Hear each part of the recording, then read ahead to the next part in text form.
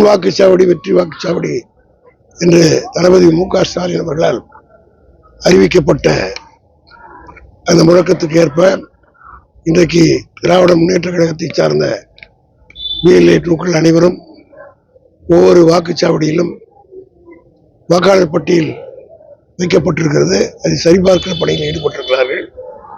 இன்னும் பல குழப்பங்கள் அதில் இருக்கிறது. காரணம், புதிய புகைப்படங்கள் பெற்றதை எதையும் புகைப்படங்கள் வாக்காளருடைய பெயருக்கு நேராக பழைய படம் தான் இருக்கிறதே ஒழிய புதிதாக பெறப்பட்ட படங்கள் அதிலே பதியப்படவில்லை. அதே போல டவுட் லிஸ்ட்ல வச்சு சப்ஜெக்ட் டு கன்ஃபர்மேஷன் என்று ஒரு 100 பேர் இருக்கிறார்கள் என்றால் அவர்களுக்கு இன்னும் நோட்டீஸ் வழங்கப்படவில்லை. இதையெல்லாம் ஆட்சேபனை குறித்து நம்முடைய BLA-2க்கள் சொல்லியிருக்கிறார்கள். இன்னும் இன்று ஒரு முகாம், இன்னும் 3 முகாம்கள் இருக்கிறது. இந்த 3 முகாம்களுக்குள் அவற்றை எல்லாம் நிவர்த்தி செய்வதற்கு உரிய நடவடிக்கை மேற்கொள்ள வேண்டும் என்று கேட்டுக்கொள்கிறேன். 10 லட்சம் பேருக்கு அந்த ஆவணங்கள் கொடுக்கப்படல, அவங்க நோட்டீஸ் கொடுக்கப்படும் சொல்லி தேர்தல் நோட்டீஸ் கொடுக்கப்படும் என்று சொல்லியிருக்காங்க. ஒழிய வந்திருக்கிறவங்களுக்கு இங்க வந்து பாக்குறாங்க. அந்த நோட்டீஸ் கொடுக்கப்பட்டவங்க யார் யாரு, நோட்டீஸ் யார் கொடுக்குறா, எப்ப கொடுப்பான்ற டீட்டெயில் யாருக்கும் தெரியல. எப்பவுமே நம்ம ஒரு 80 லட்சம் வாக்காளர்கள் மேல ரத்து செய்யப்பட்டிருக்கு. அதே மாதிரி சென்ற முறை வாக்களிச்சவங்க கூட இந்த முறை வந்து வாக்கு இல்லாம நிறைய பேர் இருக்காங்க. சரி செய்யறது எத்தனை நாட்கள்? அதுக்காக தான் 4 நாள் கொடுத்துருக்குறாங்க.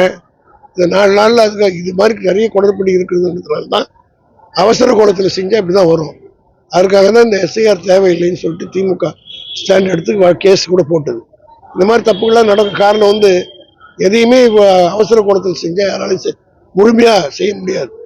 இந்த இவ்வளவு பேர் வாக்காளர் விட்டுருக்காங்கன்னு சொன்னா இந்த அவசர கோலத்தில் செஞ்சதுனால தான். இப்ப கூட எடுத்த டீட்டெயில்ஸ்லேயே பாதி டீட்டெயில்ஸ் வந்து விட்டு போயிருக்கு.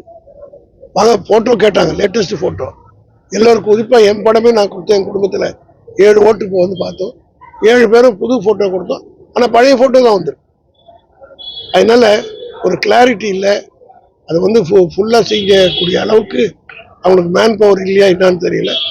அதே இந்த குழப்பங்களை எல்லாம் நிவர்த்தி பண்ணணும். தொடர் விடுமுறை வந்துட்டு இருக்கு. அது இங்க இருக்கக்கூடிய நிறைய பேருக்கு சொந்த ஊருக்கு போகக்கூடிய வாய்ப்பும் இருக்கு.